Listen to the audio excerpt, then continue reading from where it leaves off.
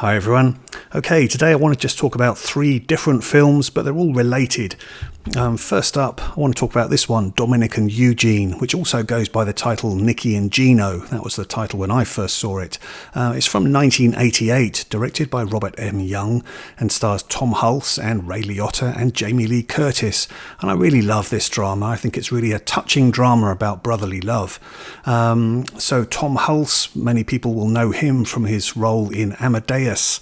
And then we've got Ray Liotta here, and he filmed this in between having done Jonathan Demme's Something Wild, and then just before he went on to do Martin Scorsese's Goodfellas. But yeah, this is just such a touching drama. So it is a delicate one. We've got Tom Hulce's character who's got sort of mental dullness from having had a childhood incident. And oftentimes in movies it can be a bit problematic for actors playing characters that have sort of mental slowness or mental issues. But here I think Hulce does a really excellent performance.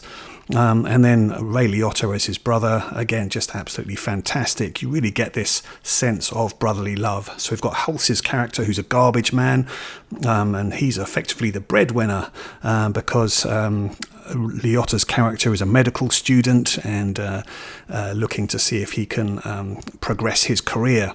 And he really looks after Hulce's character. They live together. Their parents are no longer with them. So we get this real sort of strong bond between them. And then this bond is affected somewhat by the introduction of Jamie Lee Curtis's character, who starts a relationship with Ray Liotta. And then obviously we get this growing sense of Liotta's character being able to progress in his career and possibly being able to move away. And then on top of that, there's some matters that Hulce's character gets involved with on his garbage duties, which actually leads to quite a sort of traumatic event for him.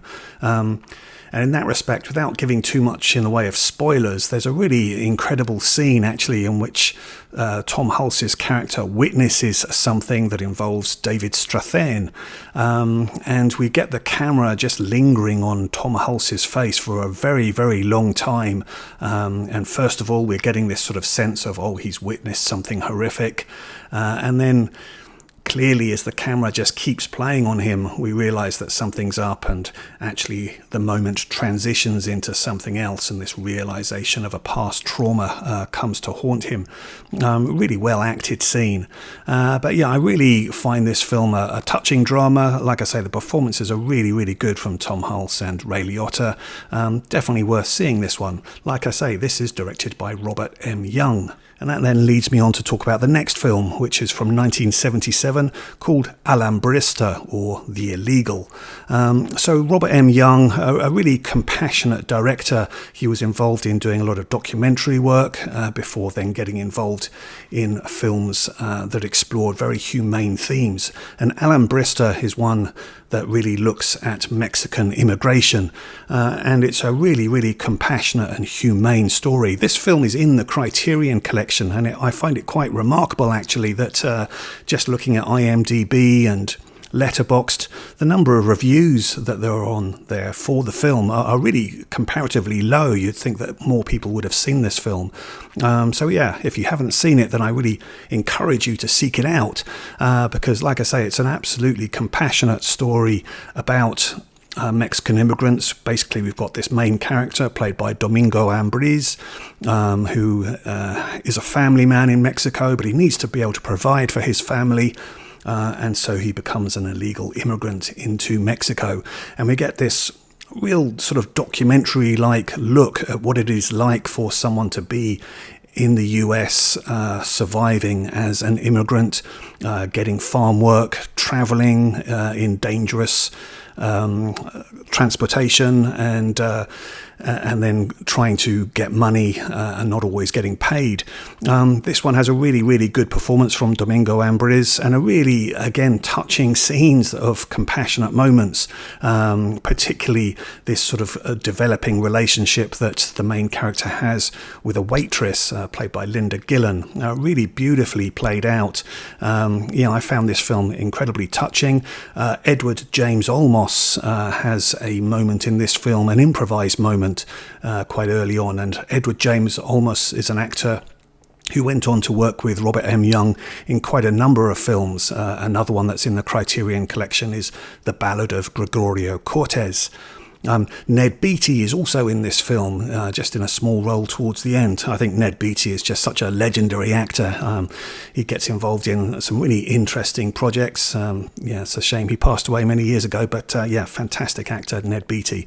But Alambrista, The Illegal, just an incredible, humane story looking at the issues around immigration for Mexicans. And just a fantastic film that's in the Criterion Collection. Seek it out.